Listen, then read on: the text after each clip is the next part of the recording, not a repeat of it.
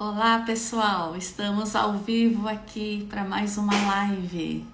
Vamos aguardar um pouquinho as pessoas entrarem. Vamos esperar o nosso convidado. É o Dr. Adriano Miura. Ele é fisioterapeuta, tem formação em nova medicina germânica, faz microfisioterapia e também trabalha com osteopatia. Mas o currículo dele é enorme. Eu mesma vou esperar ele falar do seu próprio currículo, que é muito grande. Vamos aguardar. E qual o tema da nossa live de hoje? É falar sobre a saúde mental. Não esquecendo que janeiro é o mês da saúde mental. Então vamos falar hoje muito sobre emoções, por que as questões emocionais elas são diretamente relacionadas com as nossas doenças físicas. Porque nós sabemos que atrás de toda doença, atrás de todo incômodo, atrás de toda dor que a gente sente, tem um conflito emocional. É sobre isso. Pronto. O doutor entrar.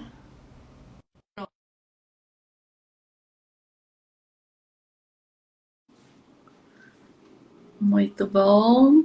Vai ser um tema muito importante porque tem tudo a ver com o momento que nós estamos atravessando agora. Quem é que não está ansioso, preocupado? Oi, doutor Adriano! Oi, amigosão, tudo bom? Finalmente conseguimos. Sim, sim, sim. Só Hoje que nós vamos falar ajustando as muito sobre coisas. questões emocionais. Vamos, Sim, vamos. Vai ser muito divertido. Vai ser muito sim, vai divertido. ser divertido, Ah, eu porque me divirto todo sempre, mundo né? está Você me conhece. passando por questões emocionais. Você concorda comigo, Adriano? Ah, Então e hoje esse. Hoje a gente não vai dar aula para ninguém, a gente só vai fazer um bate-papo, porque o que nós Boa. vamos fazer é o que está acontecendo com todo mundo agora. Não É. é E é verdade? mesmo. É bem isso mesmo. É o que tá acontecendo com as pessoas, né? É como a gente não tá sabendo lidar com as nossas questões emocionais. E esse é um dos grandes desafios que a gente tem hoje para a vida. Pois é, daí Ai, surge a ansiedade, a depressão, a insônia, a dor no corpo, aí as exatamente. doenças, aparece tudo, tudo, tudo, Sim. né? E Então, aí, uma coisa. Pode sim. falar. Não, eu quero que E aí você uma das coisas, né, fale um como está pouquinho acontecendo é de justamente você. sobre isso. Que hoje você olha para o mundo, né? E aí, por exemplo, até tem um dado que ano passado, em setembro, a gente fez o Setembro Amarelo, que foi justamente para falar sobre suicídio. E aí pegaram vários estudos da OMS e eles falaram que daqui 20 anos a doença mais comum e que vai mais gerar mais gasto vai ser a depressão. Sim, E eles fizeram um levantamento sobre o suicídio, inclusive para o Outubro Amarelo. E eles falaram que hoje o que mais preocupa nesses dados é que o maior índice de suicídio por faixa etária foi jovens e adolescentes. Na faixa de 14 a 19 anos de idade. Teve um aumento de 50% nos últimos 3, 4 anos. Pra você ter uma ideia do quanto isso está chegando na gente, né? sim, sim, sim. Bom, Sim.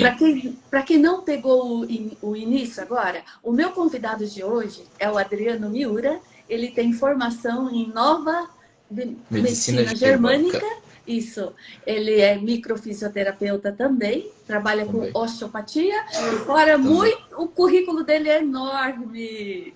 E com as É, só um pouquinho só. constelações familiares também. Sim, trabalho, fiz curso de constelação, hipnose e hoje eu trabalho no consultório tanto com questões físicas quanto questões emocionais. E a gente Ótimo. atende de tudo, basicamente. É muito divertido. Eu particularmente gosto muito, acho E divertido. eu tô sabendo também que você me Hum, contou que você dá aula até no Japão, em vários países sim. do mundo. Você viaja pelo mundo, porque você é muito bem É, requisitado. Por isso que eu estou te então. convidando aqui, porque você tem muito para ajudar a gente. Porque está Obrigado, todo Lico, mundo pelo convite. precisando. né? Tá todo mundo Hoje, precisando dessa compreensão. Por que que a gente sofre tanto? Por que que a gente entra em depressão, numa tristeza, né? É importante ter essa compreensão para a gente poder sair do buraco, tá? Então, perfeito. Eu acho que assim, por exemplo, eu atendo no Japão, né? Até inclusive esse ano eu recebi uma proposta para ir lá atender e dar aula e fazer palestra, só que eu não vou porque minha filha vai nascer, então eu pretendo ir no ano que vem. E eu acho que assim, hoje eu posso dizer para você, gente, isso é mundial, tá? Isso não é só no Brasil. No Japão você já tem um alto índice de incidência de suicídios, por exemplo, por conta de uma série de questões culturais, mas isso tem aumentado muito.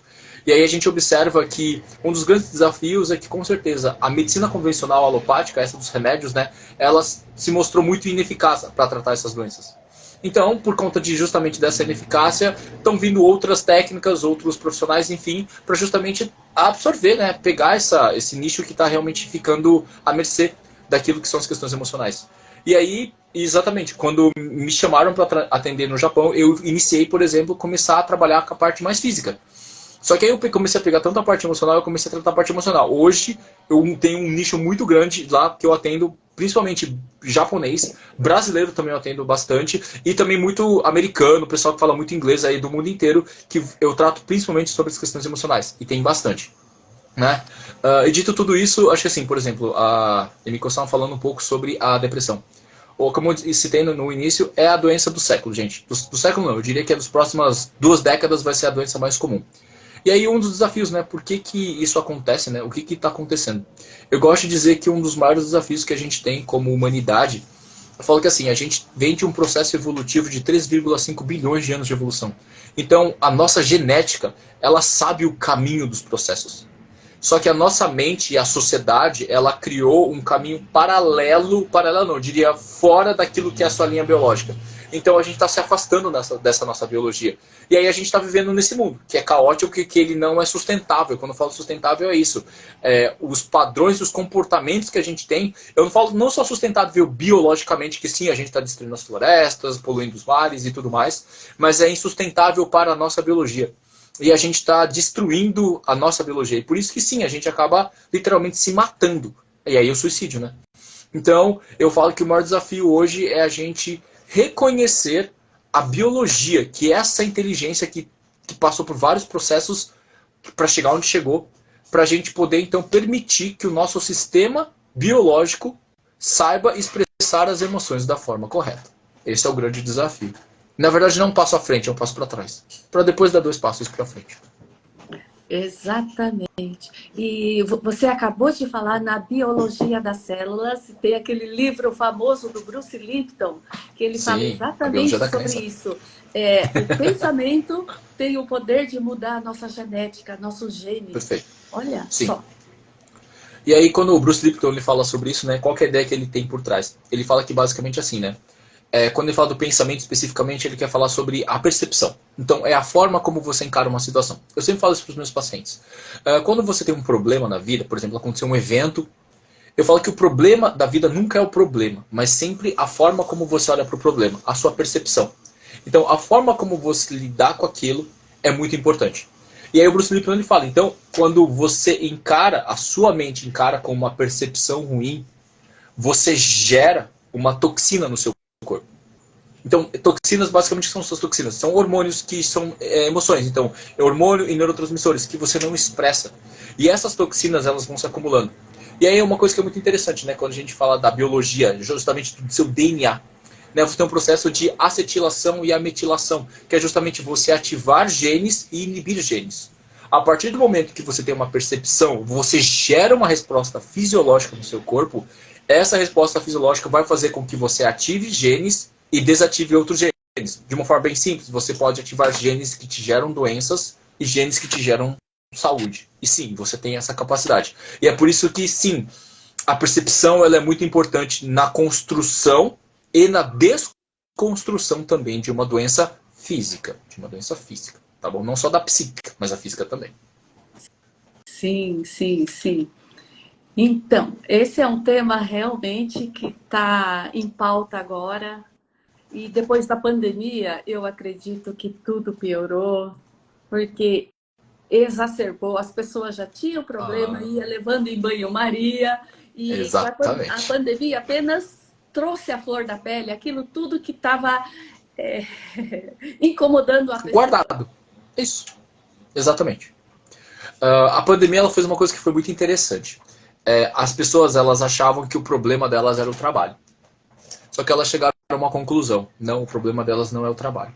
O problema delas era em casa.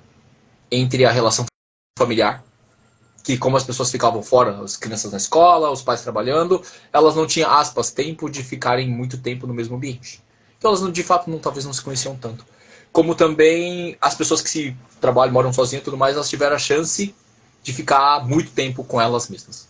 E aí, com aquilo que você falou, não é que a gente não tinha problema, a gente só... Isso só estava em segundo plano. Quando a gente vai para uma pandemia, a gente passa por todos os medos de morrer, somado a toda o knockdown, ficar tudo preso ali, aí sim, os problemas eles afloraram. E aí sim a gente percebeu que a gente tem grandes problemas emocionais. Que isso não é algo que é distante, entendeu? A gente sempre achava que, não, depressão, que mano é depressão, isso não tem nada a ver, tá. E aí com o tempo a gente percebeu que sim, isso é uma realidade que literalmente está batendo na sua porta, entendeu? E que você carrega muito disso. E isso foi muito, muito duro para algumas pessoas. Inclusive, até esse subnotificado, mas tiveram muitos suicídios na depressão, né? Justamente Sim. por conta de todos esses processos que, de fato, é aquilo, você não sabe lidar com isso. Quando você não sabe lidar, você vai pra... Você tenta todas as formas. Quando você consegue, você, em última instância, você abre mão da vida. E, infelizmente, isso aconteceu. Sim, sim. Outro ponto importante, que é o motivo da nossa live também, é como é que essas questões emocionais vão evoluindo até chegar num ponto que é o aparecimento de uma doença. Tá? Eu Perfeito. queria que você explicasse um pouquinho esse processo, porque não adianta Ok. ficar tomando remédio, não é porque a gente está em Sim. depressão, está no fundo do buraco que a gente vai ficar entupindo de remédio. Não, o caminho não é esse. Talvez entendendo o processo, fica mais fácil da pessoa se a autorregulação do nosso corpo, levantar a nossa autoestima, isso tudo faz parte do processo. Mas primeiro tem que entender isso, né, doutor Adriano? Sim. Um dos grandes desafios, né, é que a gente fala, esse é um conceito na medicina que a gente fala de somatização. Então a somatização é essa definição, é quando você tem uma doença de fundo psíquico, que é uma, vamos dizer assim, não é nada físico, e aí depois essa doença psíquica, mental, vamos dizer assim, ela se somatiza, ela vira uma doença física, uma dor de estômago, uma dor de cabeça e assim vai. Qual que é a explicação bem biológica, né? Como sempre. O que é a emoção? Então, a emoção nada mais é do que uma reação do seu corpo a um evento externo. Então, por exemplo, você está assistindo um filme, e aí o filme é um filme triste, é um drama. Então, quando você assiste o filme, você se impacta com aquelas imagens. E aí você gera uma emoção de tristeza. E aí você tem vontade de chorar. Simples assim. Como qualquer outra emoção, como alegria, raiva, tristeza, o medo, o nojo e assim sucessivamente. O que acontece? Quando a gente vive então uma emoção, a gente não expressa essas emoções. Por exemplo, sabe aquela frase assim? Não pode chorar? Não pode chorar? Engole esse choro? Isso. Então, quando você é educado a não permitir expressar suas emoções, esses hormônios e essas substâncias, esses neurotransmissores que você libera no seu corpo, para você que você sente aquela emoção, eles ficam represados, eles ficam presos. Você tampa eles, você não permite que eles saiam. E aí o que acontece? Tudo aquilo que você não expressa, esses neurotransmissores, esses hormônios, eles vão ficar alojados no seu corpo. E eles viram toxinas. Eles são toxinas, gente. Eles te fazem mal. Porque aquilo, eles servem para fazer algo, para você expressar uma emoção. A partir do momento que você não a expressa, ela fica represada. E ela vai se acumulando. Até uma hora que o seu corpo, ele gera uma doença como uma tentativa do corpo de liberar essa emoção. Então a doença, ela vem como um mecanismo de tentativa do corpo de limpar aquela informação. E aí sim você tem um processo de somatização. E esse é o desafio, na verdade. Eu falo que o grande desafio quando você vai trabalhar uma questão emocional é você entender que o desafio é você saber expressar a emoção. É você permitir, você falar para sua mente tirar o controle sobre essa emoção, para que ela possa sair. Esse é o grande desafio. Olha só, Você acabou de falar uma coisa que é um problema para nós que somos orientais. A timidez, a vergonha. Eu fui educada assim, né? Não pode chorar. Engole o Isso, choro. É assim. isso. É assim. Então eu É aprendi a assim. nunca. É por isso que tem uma piada que fala que para os japoneses, ele estando triste ou ele estando feliz é a mesma A cara, porque expressão a é a gente mesma. não Isso. foi educada para Não expressa. expressar os Isso. sentimentos. E aí é um grande desafio. Não sei se você sabe, Miko-san, mas assim, lá no Japão agora existe um curso, sabe pra quê? Pra você aprender a chorar. Tem profissionais da área da saúde que são muito bem remunerados. O pessoal paga caro, tá? A terapia lá. E eles vão para aprender a chorar. Só isso. Quer dizer, tudo Olha, isso. que E aí que é o grande desafio, né? E aí o quanto a cultura que a gente está impede a gente de expressar uma emoção. E o quanto isso é patológico. E é isso. aquilo que eu falei, um dos maiores países que tem a maior taxa de suicídio entre jovem e adolescente é no Japão. É uma das coisas mais comuns que existem lá. É assustador, porque justamente fica se represando durante muito tempo essas coisas. Sim, E aí você não expressa. sim. Isso é Sabe, desafiador. as pessoas que escutam, às vezes é problema no casamento, às vezes é mãe, às vezes com o pai, a pessoa não responde, não fala, fica tudo entalado aqui. E depois não Isso, sabe por que, que tem amidalite, por que, que a isso, voz trava, por que, que tem problemas da tireoide. É tudo pessoas assim isso, que engoliram muito isso. sapo, tá? Eu vejo isso na terapia neural, que é aquilo que eu faço. Depois que a Perfeito. gente faz história de vida, a gente vê qual é o ponto, qual é o conflito, aonde que aquilo ficou gravado no corpo, e depois do primeiro estímulo neural terapêutico da terapia neural, a pessoa de repente tem uma catarse. Essa Isso. catarse pode vir de várias maneiras, porque é o corpo que está expressando. Aquilo tudo que ele Perfeito. reteve durante a vida Isso. inteira, ele solta, porque o corpo Isso. está pedindo. Né? Então, Perfeito. eu vejo muito isso, muitas catarses. Então, tem gente que começa a chorar e não para. E fala, ai, Emica, eu não consigo parar de chorar, eu não consigo, eu não consigo. Por quê? É a liberação do corpo. Imagina a Perfeito. leveza que essa pessoa sente. Imagina a paz de espírito que a pessoa sente. Principalmente as pessoas que guardaram segredo. Então, casos de abuso de infância. Eu atendo muito paciente assim. Ontem mesmo, Sim. não está bem relacionada com isso, mas uma pessoa que tomou anticoncepcional a vida inteira, parou de menstruar, mas depois parou de tomar e mesmo assim não menstruava. Depois da terapia neural, ela passou a menstruar no mês seguinte. É a autorregulação do corpo. O corpo Perfeito. tentando entrar em equilíbrio, porque foi bloqueado o curso natural de uma mulher. Olha só Sim. como isso é interessante. Uma coisa que eu sempre gosto de dizer, né, é que uma coisa que é importante que a gente possa até permitir isso, mudar essa crença. Essa crença ela é muito boa. Então, sim, você pode chorar, você pode expressar todas as suas emoções. E que não existe emoção ruim, existe emoção mal expressada. A raiva não é uma emoção ruim. A raiva ela é necessária, por isso que você sente a raiva. Então, o segredo é você saber expressar a raiva da melhor forma possível. Até a gente pode até discutir depois a biologia por trás das emoções e tudo mais. Mas isso é uma primeira grande sacada. Então, assim, e aí a gente quebrar crenças a partir daí, do tipo assim, por exemplo, aí a paciente, você fez uma terapia neural com ela, ela tá chorando e ela vira e fala assim, eu não consigo parar de chorar. E você tem que virar e falar pra ela assim, mas não é pra você parar. É justamente isso, exatamente isso que tá te fazendo mal. Então não tenta controlar o processo, simplesmente deixa ele sair. Chora até não poder mais, chora até acabar tudo. Põe tudo isso pra fora, né? Então eu falo que é muito, quando eu trabalho um paciente da parte emocional, eu falo isso para os meus pacientes. Inclusive eu atendi uma moça hoje e falei isso para ela. Ó, se você tiver, que eu chamo de efeitos de limpeza, então, ela chorou na sessão, beleza, mas você pode continuar a ter isso depois. Exemplo, as doenças, lembra? As doenças são um mecanismo do corpo para tentar eliminar uma toxina. E aí, aquilo que eu falo, o paciente, depois que você faz um trabalho emocional com ele, o que pode acontecer, o que é muito comum, tá? Diarreia, vômito, febre, certo? Problema de pele, alergia, coceira, infecção, muito sono. Então, é justamente isso. É o corpo eliminando aquela emoção que você conseguiu expressar. Então é muito legal um terapeuta que trabalha com questões emocionais deixar isso muito claro, que é a resposta biológica, é a resposta natural do corpo. Gente, um exemplo prático muito simples. Sabe aquela pessoa que bate o carro e ela sai do carro tremendo? Ela não está tremendo porque ela está com frio. Ela está tremendo porque é uma forma, é uma catarse, é uma forma do corpo dela liberar o estresse, porque ela quase morreu. Simples assim.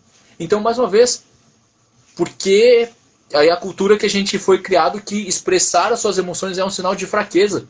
E eu falo pra você, expressar as suas emoções é um sinal biológico, você é humano. Não fazer isso torna você uma pessoa não ser humana, não biológica, logo você vai adoecer. Então, talvez o maior exercício que a gente tem que praticar é justamente saber expressar as nossas emoções da forma correta. E aí, mais uma vez, Você falou a uma gente sabe fazer coisa isso. muito interessante. Existem várias formas de catarse que é o corpo Sim. liberar, através de várias coisas que você acabou de falar. Uma das formas é a pele. Então, Sim. às vezes fica vermelho, às vezes coça, às vezes sai ferida. Eu tive um paciente que até saiu furúnculo, porque a gente Isso. estava trabalhando questões ginecológicas. E saiu Sim. furúnculo perto do ânus. Perfeito. Sim. Então, Perfeito. se nesse momento o paciente for no médico dele e o médico der um remédio, pomada para cortar aquilo, pronto, cortou o nosso processo de cura. Né? Então, Isso. tudo que sair para fora, para o corpo, para a pele, isso é ótimo. Isso faz parte da autorregulação. É a biologia tentando se expressar. Então, remédio, Um ponto que eu... ela corta o nosso processo. Uma coisa que é importante, que eu sempre falo assim, ó, a medicina convencional alopática, essa que são de altas dosagens, ela tem uma função básica. É a base do remédio alopático, gente. Então todo remédio que é alopático, o que é alopático, Adriano? É um remédio de alta dosagem alta. Tipo paracetamol, tipo novalgina, tipo esses remédios, tá? Os mais, vamos dizer, aspas, convencionais. Então o que eu sempre falo para as pessoas? Eu não sou contra a alopatia. Eu só entendo o quê?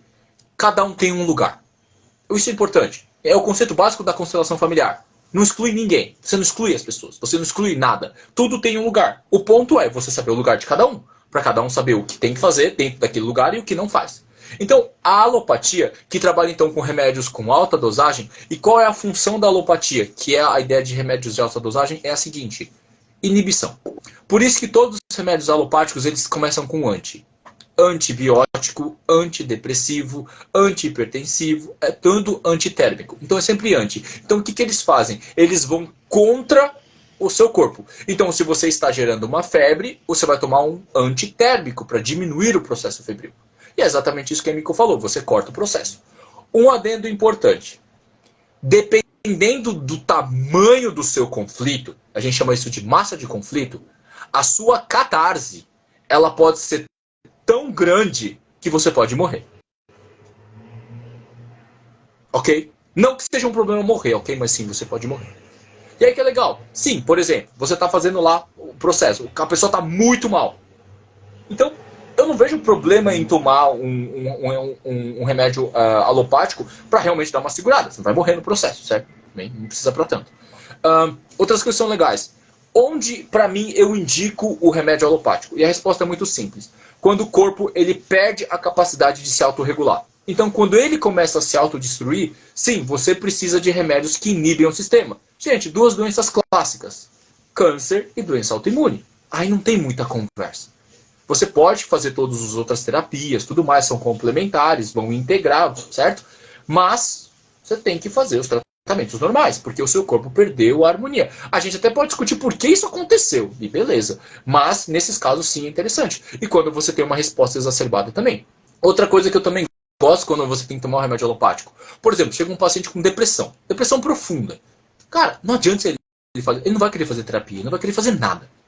Então você tem que dar um alopático pro cara minimamente estabilizar, entendeu? Mas é aquilo, você tem a consciência de que isto é paliativo e vai sustentar ele para aí sim ele poder buscar fazer as terapias, para ele trabalhar a causa, como bem a Emiko falou, para aí sim, trabalhando as causas, ele vai melhorando, aí você vai diminuindo o remédio. Mas não de uso constante, gente. Porque isso é paliativo, isso só tampa o buraco.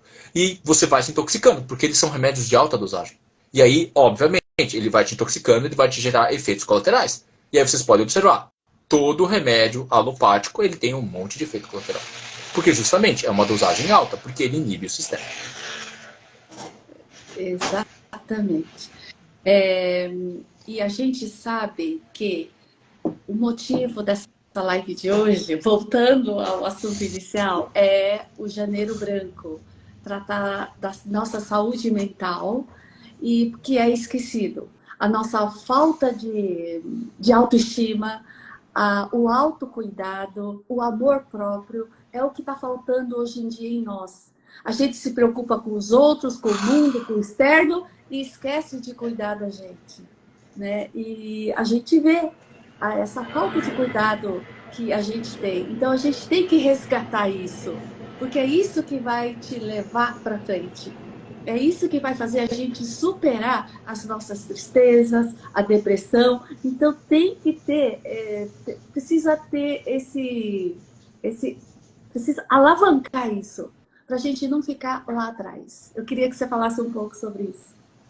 Eu acho que assim, quando a Miko fala tudo isso, eu concordo tudo, eu assino embaixo tudo que ela tá falando. Só que tem um grande desafio. Todo mundo sabe disso. Só que o grande desafio é, por que eu não consigo fazer isso? Eu acho que assim, existem vários pontos. Mas até estava discutindo isso com um paciente que eu estava atendendo hoje, um menino, um adolescente, sabe? Ele estava me perguntando, eu falei assim, Adriana, você atende muito adolescente? Eu peguei e falei assim, cara, não. Aí eu fiz uma contra-pergunta para ele, falei assim, olha para sua sala. Quantas pessoas tem na sua sala? Bom, você acabou de voltar essa semana para a escola, certo? Ele, certo. Quantas pessoas tem? Ele, 25. 26 comigo. Boa, 25. Dessas 25, quantas você acha que tem problemas emocionais? Aí ele pegou e falou assim, cara, umas 15. Eu falei, 15? Pô, salva 10? Tá bom ainda. Aí ele falou, é verdade. Então, assim, isso tá cada vez mais comum. E aí, por que isso acontece, né? E eu tava explicando pra ele, porque a nossa sociedade, ela foi moldada de uma forma que a gente acabou indo pra essa direção. E aí é difícil, porque é social, né? É um componente social. Por isso que eu falo, é uma doença global. E aí, mais uma vez, sim, você se reconhecer, você se amar, você se valorizar. Ok, a gente sabe de tudo isso. Só que um dos grandes desafios, e aí eu falo que é um ponto legal para os terapeutas entenderem e para a gente entender também o nosso processo. E aí, um dos grandes desafios é entender o quê? A fisiopatologia do conflito emocional. O que é a fisiopatologia, Adriano? É como um conflito emocional se constrói. Por que isso é importante? Para você entender a causa e não a consequência. Então, por exemplo, hoje a gente fala muito sobre o que a gente tem que fazer, mas entendendo o processo de fisiopatologia, o grande desafio, e aqui eu já dou a dica, é a criança, a criança, na verdade. É você voltar para o seu passado. Por exemplo, eu peguei uma paciente que eu atendi hoje e ela estava falando justamente sobre os problemas que ela tinha com o problema um ex-chefe dela. Só que a gente foi conversando, ela foi falando de todas as percepções, ela se sentiu desvalorizada, ela se sentiu ofendida, ela se sentiu não reconhecida e tudo mais, como a Emiko falou. Só que, na verdade, eu falei pra ela, por que você tem que passar por tudo isso? Ela falou, pra aprender. Eu falei, certo, o quê? Não sei. E aí, eu falei pra ela, falei assim, então você tem que aprender sobre essas coisas que você falou, sobre você se sentir valorizada, se sentir reconhecida, se amar e tudo mais. Ela, ok, Adriano, só que eu não consigo fazer isso. Ok, faz sentido. E a pergunta, por que ela não consegue? E a resposta eu falei pra ela, porque isso que está acontecendo com você agora não é o real problema que você tem. Isso, na verdade, é só um reflexo do seu passado. E aí o que a gente teve que fazer de uma forma bem simples? A gente teve que voltar lá para a infância dela. Eu fiz uma pergunta muito simples. O que aconteceu na sua infância, na sua adolescência, ali 7, 8, 12, 13, 14 anos de idade, onde você viveu um conflito, onde você se sentiu exatamente igual? E ela pegou e falou, foi quando meus pais se separaram. Então, na verdade, o desafio não é trabalhar o chefe dela, o ex-chefe no caso, e sim trabalhar a separação dos pais. Então essa é uma primeira boa dica. A gente saber reconhecer, seja o profissional que vai atender, seja a própria pessoa, que o conflito está lá atrás. E eu falo assim, a formação do caráter do indivíduo, eu falo que até os 7 anos de idade. Então todos os conflitos que você viveu, a grosso modo, as bases, vamos dizer assim, as causas, elas vão estar ali mais ou menos 7, 8, 12 anos de idade. E você constantemente voltar para esse passado para você trabalhar tudo aquilo que você viveu lá atrás. Porque no final a sua vida dali para frente é só uma repetição disso. Mais ou menos. Tá, Adriano, você está falando da gente voltar para o passado e entender, porque as nossas crenças, por que hoje a gente não consegue evoluir? Porque tem essas amarras do passado que segura a gente, que são essas crenças limitantes que a gente vai carregando a vida inteira. E se a gente não olhar para isso, a gente não consegue resolver o nosso conflito hoje. Tá. Agora eu vou te fazer uma outra pergunta. Claro. Por exemplo, a criança desde que nasce até por volta dos 4, 5 anos de idade, por que a gente não consegue lembrar de nada? Como é que funciona essa história de que está tudo no subconsciente de uma criança? Explica isso um pouquinho. Vamos lá, então. Então, quando eu falo que, na verdade, o seu primeiro ciclo que você vive, que é o seu primeiro setênio até os seus 7 anos de idade, é onde você forma o seu caráter. Depois disso é basicamente repetição. Só que eu falei aonde isso termina, mas eu não falei onde isso começa. E vamos lá. Onde o ciclo começa? E a resposta é 72 dias antes da sua concepção. Isso. Antes de você, então, se formar, o zigoto, formar, então, o espermatozoide do pai e o óvulo da mãe se fundir, 72 dias antes disso, tá bom? Você já sofre influência. Como assim, Adriano? Para tudo. Então, basicamente, o que acontece? O óvulo e o espermatozoide, eles demoram 72 dias para eles se desenvolverem, para eles estarem prontos. Então, na verdade, tudo que a sua mãe e o seu pai vivem 72 dias antes da sua concepção já está influenciando você porque está inserido no seu DNA. E aí, daí para frente, então, 72 dias antes da sua concepção, a sua gestação, o seu nascimento e até os seus 7 anos de idade. Então, tudo que você viveu nessa faixa vai influenciar o resto da sua vida. Aí você fala, putz, mas pera aí, Adriano.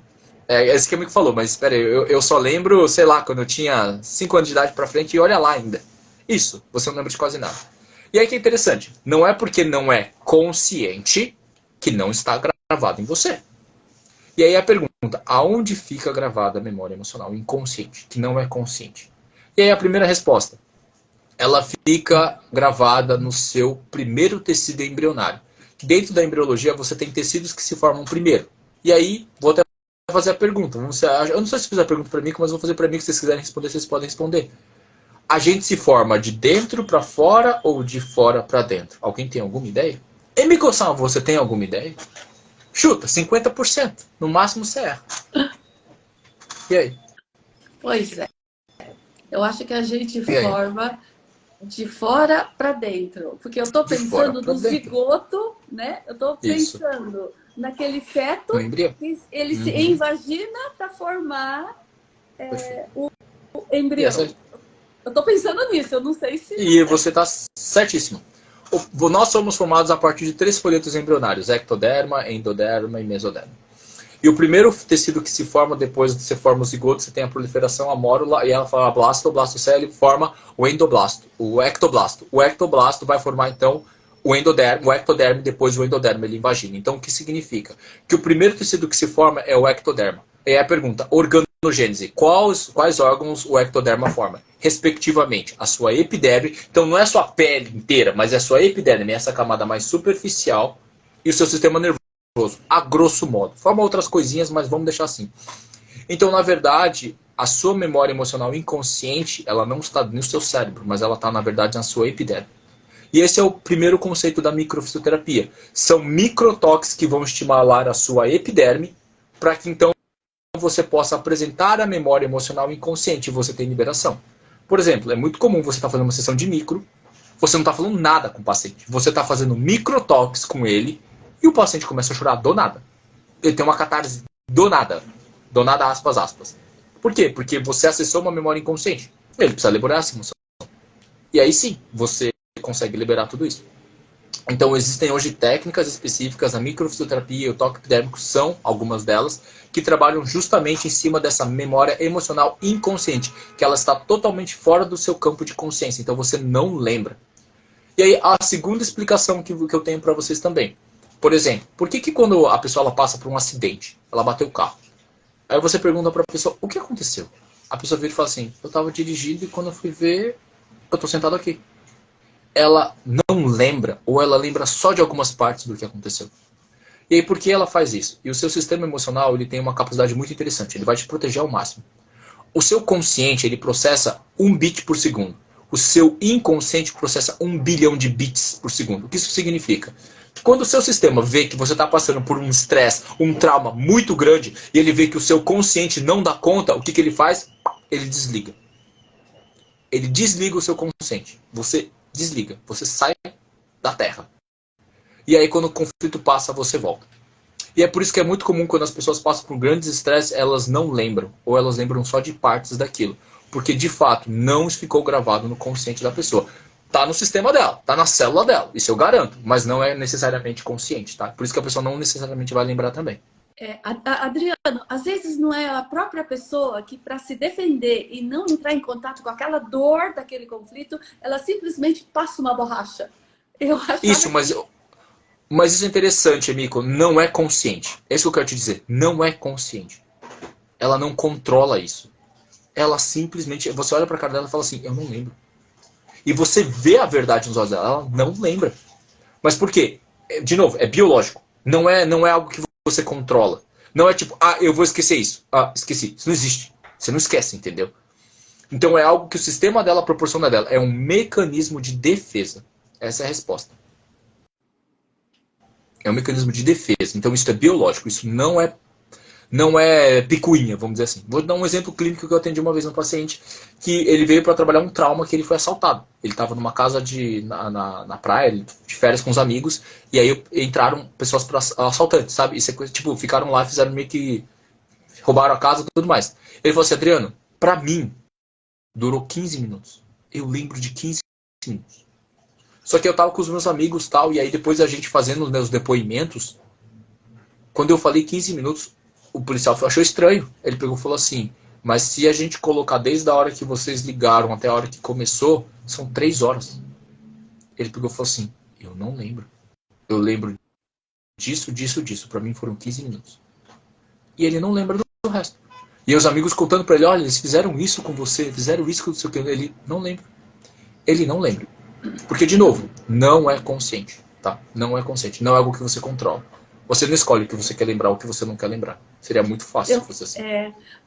Você sabe que eu vejo muito isso aqui no consultório. Falei, Mico, eu não lembro nada da minha infância até os 7 anos. Agora, tem gente que fala, eu não lembro nada da faixa dos 15 até os 20 anos. Ele fala que deu um apagão nele. Então, isso explica. Isso. E aí, de novo, quando você tem esses pacientes e você chega nesses pontos, e é interessante, por exemplo, para um psicólogo, ele vai trabalhar o quê aí, né? Ele não tem material, porque não tem a memória. Ele vai trabalhar o quê? O consciente não acessa, não tem informação no consciente. E aí que é interessante, você ir de fato para o subconsciente, para o inconsciente. Você vai para o corpo, né? E o corpo ele tem muitas respostas. Na verdade, ele tem todas as respostas ali. E aí você consegue, através do toque, por exemplo, achar as memórias. E aí a pessoa vai liberar, porque eu falo que assim, a grosso modo, a primeira coisa que você precisa fazer quando você pega um paciente da parte emocional é liberar uma emoção. Né? Porque ele falou, é uma emoção que ficou represada. Então você permite isso. Então, não importa a via que você consiga acessar, se você conseguir liberar, fazer uma válvula de escape, isso já é tudo que você precisa. E aí sim, quando o paciente não lembra, você tem que usar os recursos que você tem, e aí às vezes você vai na pele. E aí, por exemplo, até se quiser falar, Emiko-san, mas por exemplo, quando você vai fazer a terapia neural, você aplica muitas vezes aonde? Na pele, concorda? Na você pele, nas cicatrizes. Olha isso. O que eu vejo de catarse da cicatriz. Isso. Às vezes a na pessoa... cicatriz. Cicatriz. Qualquer tipo de cirurgia feita na pele, ou mesmo caseiro. Sim. As piores são aquelas feitas em hospitais. Isso. Essas são as piores. Porque são muito porque profundas. Isso.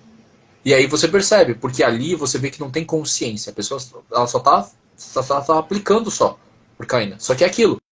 Só que ali tem uma memória. E aí quando você aplica, a porcaína, ela gera o quê? Uma anestesia, ela tira a trava. E aí libera a emoção. E aí sai. E aquilo, a pessoa não tem consciência do que aconteceu. Se ela fez uma cirurgia, ela estava apagada, ela não lembra de nada. Não consciente, obviamente. Mas existe toda a memória ali. E aí você proporciona ela liberar essa catarse. Tudo que ela viveu. Gente, você foi literalmente cortado vivo, tá?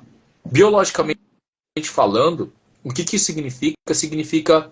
Sabe quando você vê na África, nos filmes da África, o leão quando ele morde a gazela? Tá? Você ser cortado é exatamente a mesma coisa, tá bom? É como se um predador tivesse pegado você. Então, tipo assim, quando o leão pega a gazela, ela já sabe, corri. Então ali você Mas entra em estado é de uma freeze, você é como mutilação. se tivesse... Então, mas é isso, é uma mutilação, a ideia de que você está sendo comido vivo. É simplesmente isso, entendeu? E aí quando você sai do processo, você não libera o trauma. E aí você fica com isso alojado, porque nem é consciente. Você não libera, entendeu? E aí você fica com isso. E é desafiador, isso é Adriano, desafiador. Adriano, quando você fala em mutilação, cicatriz, das memórias gravadas na cicatriz, vem à tona o Memória quê? celular. Hoje em dia, todo mundo busca a estética, a forma, a Uhum. beleza. Isso está em primeiro plano. As mulheres estão se mutilando. É muita cirurgia estética. Coloca prótese Uhum. aqui e ali, é na bunda, tira a gordura da barriga, da perna. Então tá todo mundo se automutilando. E eu percebo, sabe o quê? Depois de um divórcio ou de uma separação, a mulher tá lá embaixo, ela sai arrasada. O que essa mulher faz? Para levantar a autoestima, ela se corta, porque ela precisa se ver bonita no espelho. Aí ela se Sim. mutila. Mas não é porque ela fez aquela cirurgia que ela vai sair da depressão, tristeza. Não sai. Ela continua na mesma merda, assim dizendo. Por quê? Porque aquela memória de todo conflito está gravado na cicatriz da cirurgia que ela fez, porque a cicatriz grava a memória dos conflitos. Quando a gente trabalha aquela cicatriz com a terapia neural, aí ela tem catarse, aí Isso. ela tem a compreensão, aí ela recebe vários insights. Por quê? Está entrando em contato com aquela dor e aquilo simplesmente sai, libera através de uma catarse. Eu vejo muito isso aqui no consultório. E é exatamente isso, né? É você permitir ao seu corpo fazer a liberação. E é aquilo, você tem vários meios. Por exemplo, a Luzineide perguntou aqui, se a gente não lembra, tem como você liberar? Sim, você tem, você pode liberar de várias formas, entendeu? Hoje você tem várias técnicas para fazer isso, que não são necessariamente via nível consciente. Por exemplo, a terapia neural é uma delas, a microfisioterapia é outra. E aí, o desafio é justamente esse, é você encontrar enfim, alguém, e aí que você esteja disposto, obviamente, a passar pelo processo para você liberar a emoção. E aí, obviamente, isso tem que passar por uma necessidade. Por exemplo, quando a Nico fala, né, das cirurgias estéticas, eu não sei se vocês sabem, acho que a mulherada talvez saiba mais até do que eu, mas uma das cirurgias estéticas hoje que tem mais crescido em ranking de fazer as mulheres, parte estética, é cirurgia de grandes e pequenos lábios da vagina, tá? Hoje, por conta de muito conteúdo pornográfico, hoje você tem o que a gente chama de uma vagina que é bonita. Enfim, 2 pontos. E aí hoje as mulheres acabam fazendo muito isso. E aí sim, quanto... E aí a pergunta, né, como bem a Nico falou, por que as mulheres fazem isso, né? Por que a gente faz isso, na verdade? É uma questão cultural, né? Porque a gente tem um biotipo de corpo, que é o ideal, que a sociedade coloca pra você. E aí pra você ver como não é biológico, porque antigamente, na época dos feudos, o que ela era uma mulher considerada bonita? Era uma mulher gordinha. Por quê? Porque ela representava a fartura. E hoje já é o contrário, né? É a mulher com muitas curvas. Então, você vê como não é um componente biológico, mas é um componente totalmente social. E aí, como todo componente social, por que as mulheres fazem isso? É simples, uma inclusão social. Elas querem ser incluídas. Elas querem fazer parte daquele biotipo. Elas querem se sentir bonitas pela sociedade. E aí, para elas se sentirem inseridas dentro do sistema, ou, por exemplo, ela se separou, então ela quer voltar para aquele status. Aí, obviamente, da mesma forma como você prefere uma alopatia para tomar uma pílula milagrosa que vai resolver seus problemas, é mais fácil você entrar na faca, fazer uma lipo logo, do que ir lá na academia fazer dieta 6 meses e, sei lá, não dar o resultado que você queria ainda. Enfim, escolhas, não é mesmo? Escolhas são maravilhosas.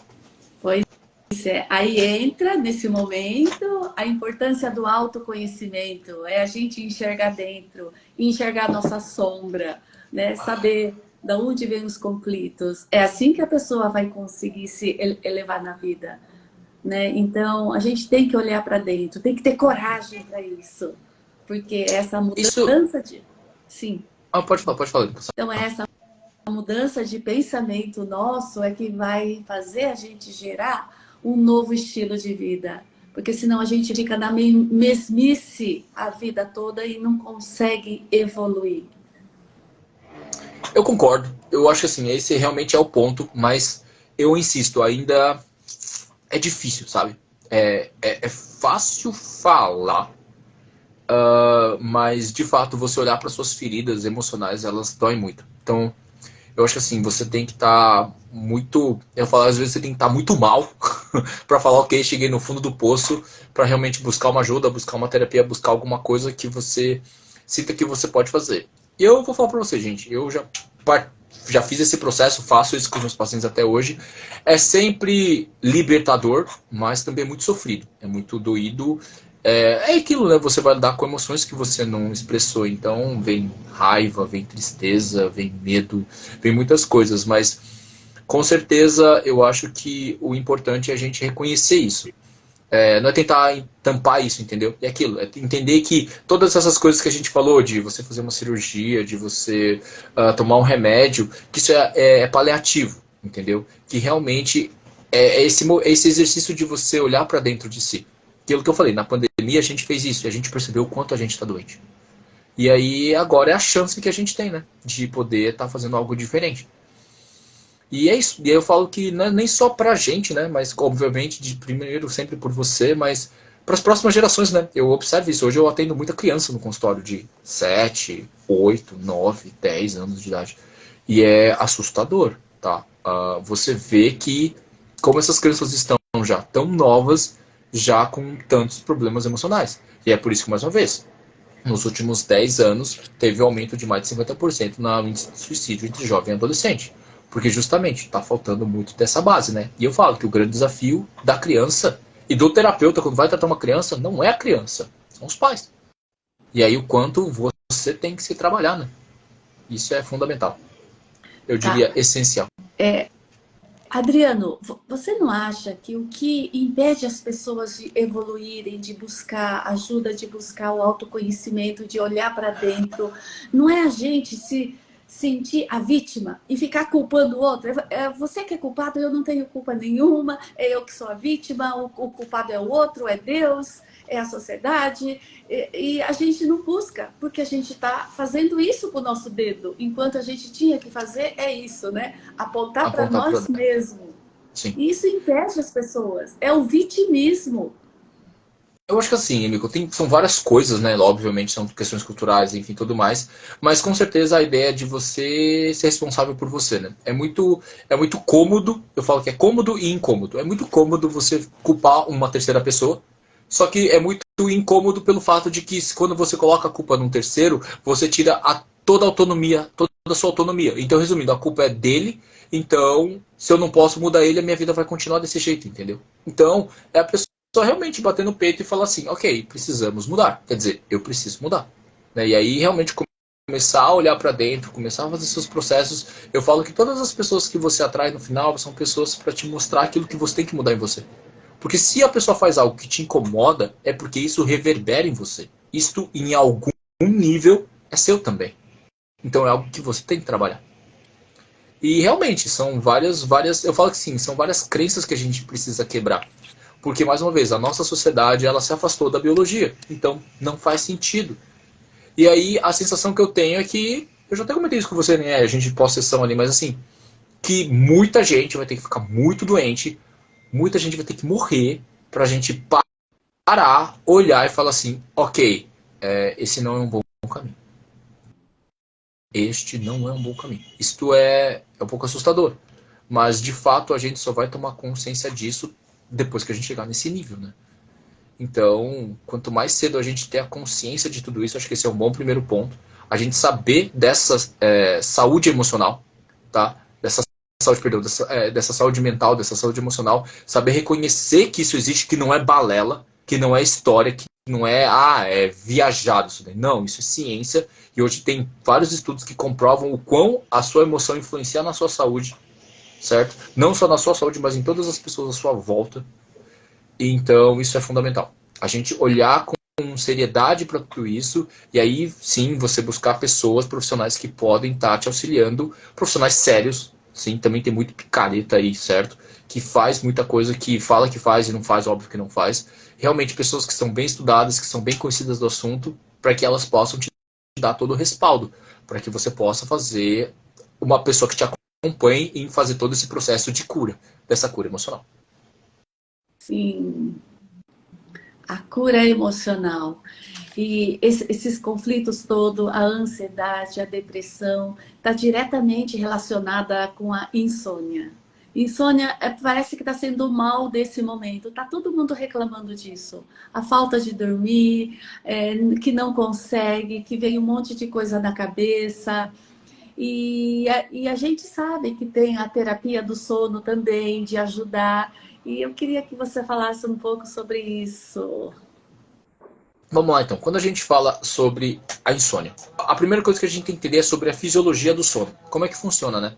E a fisiologia do sono, basicamente, você vai ter dois hormônios que regulam isso, que é a melanina e o cortisol. Então, o cortisol é um hormônio do estresse. Então, o que acontece? Quando você está durante o dia, então quando você vê a luz, certo? O ciclo circadiano é por conta da luz. Então, quando você acorda e você vê a luz, nós somos seres diurnos, a princípio, né? A gente deveria funcionar de dia e dormir à noite. Então, o seu cortisol, quando você vê a luz, seu cortisol está altíssimo. Por isso que seu nível de cortisol, quando você acorda, ele é alto. E aí, à medida que você vai passando, o seu cortisol ele vai sendo consumido. Quando chega no final do dia, tipo umas 5, 6 horas, o seu cortisol já está baixo. E aí, quando a luz ambiente, natural, vamos dizer assim, ela começa a diminuir, você começa a produzir a sua melatonina. Onde o pico fisiológico, biológico, seria entre mais ou menos 8, 9, 10 horas. E aí você iria dormir, certo? Hoje, o que acontece? Vamos falar primeiro da parte social. Gente, tem muita luz artificial, que inclusive celular. Celular tem muita luz que imita a luz solar. E aí você bagunça todo o ciclo circadiano. E é por isso que na opção celular você tem aquela opção luz noturna, que minimiza os impactos sobre isso. Então você tem toda uma desregulação do seu ciclo circadiano por conta da luz, e aí a relação melatonina-cortisol fica horrível. Essa é a primeira parte. Então, por exemplo, a gente diminuir luz é importante. A segunda coisa, o cortisol é um hormônio do estresse. Aí sim, a parte da insônia com a parte emocional. E aí é aquilo, quando você está estressado, o seu nível de cortisol ele fica altíssimo. E aí você não consegue dormir à noite. E aí você fica preocupado, você fica pensando em um monte de coisa, e aí você não dorme. E aí a gente fala da parte emocional, né? Quem produz o cortisol no corpo? E quem produz o cortisol é a sua suprarrenal.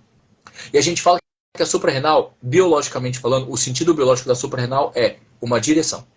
Então, uma pessoa que tem insônia, ela está extremamente preocupada, ela está ansiosa, ela está com medo, os pensamentos dela estão a milhão, porque ela está perante a um problema e ela não tem a menor ideia daquilo que ela vai fazer. Ela não sabe que direção tomar em relação àquilo.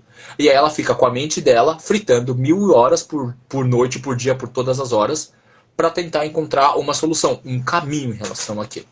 Esse é o grande desafio.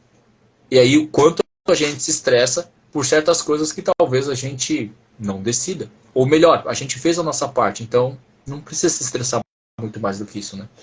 E é aquilo, não pensar no para fora, mas pensar sempre naquilo que você pode fazer. E aí volta para aquilo que a Emiko falou. Então, por exemplo, isso é um mindset, isso é uma crença. Você entende a partir daí toda a fisiologia do processo, você entende a patologia do processo e você entende as causas emocionais e aquilo que você pode mudar. Isso é um bom caminho. Didaticamente falando, obviamente. Sim. Aí você acabou de falar do mindset, né? É autoafirmação, é a gente estar se empoderando, assumindo a responsabilidade, é você tentando mudar os pensamentos. É isso Sim. que leva à mudança da nossa tomada de atitude e a mudança do nosso estilo de vida. Você poderia falar um pouquinho sobre a importância do mindset e dessa força do nosso pensamento? Perfeito. Eu acho que assim, vou dar alguns exemplos bons. Vamos começar de trás para frente. Então, quando ela fala da força do pensamento. Lembra que eu falei, gente? A doença é uma forma do corpo de expressar uma toxina. Legal. Na minha opinião hoje, e eu vou dar uma explicação biológica para isso. Toda doença começa aqui. Começa com um pensamento ruim. Daqui a pouco a gente vai falar melhor sobre esse pensamento ruim, que é o mindset de fato. Vou dar um exemplo para vocês clássico. Gente, vocês já viram na natureza, ok? Pet não conta. Vocês já viram na natureza algum animal doente? Já viram algum animal doente na natureza? Vocês vê lá o Discovery Channel, Animal Planet. Vocês já viram algum animal na natureza doente? Já falei.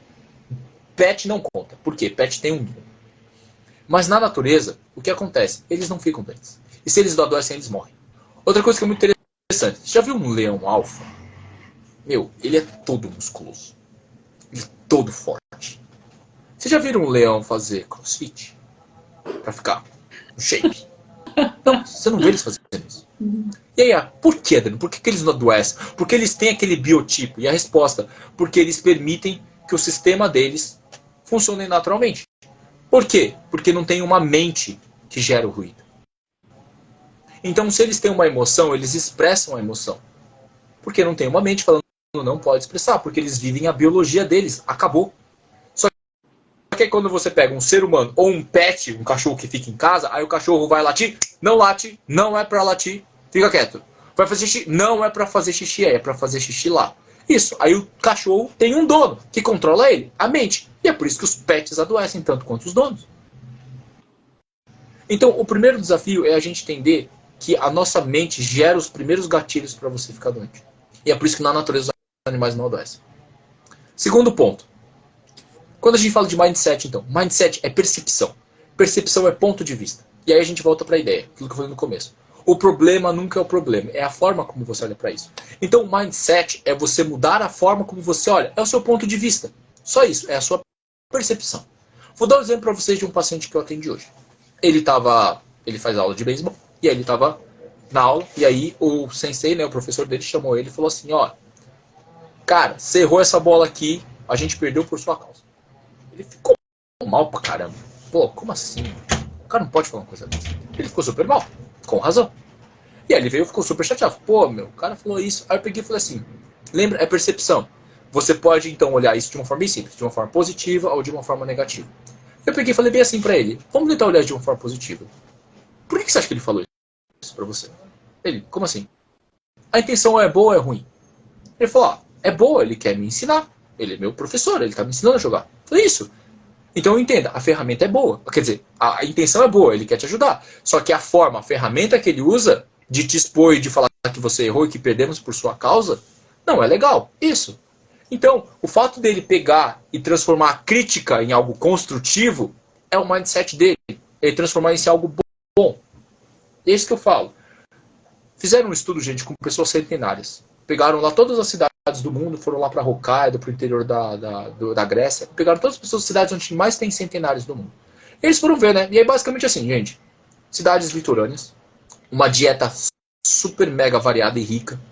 E a terceira coisa, mindset. O que é mindset? Eles foram fazer entrevista para essas pessoas. E eles perguntaram, e aí, como você leva a vida? Eles falaram assim, de boa.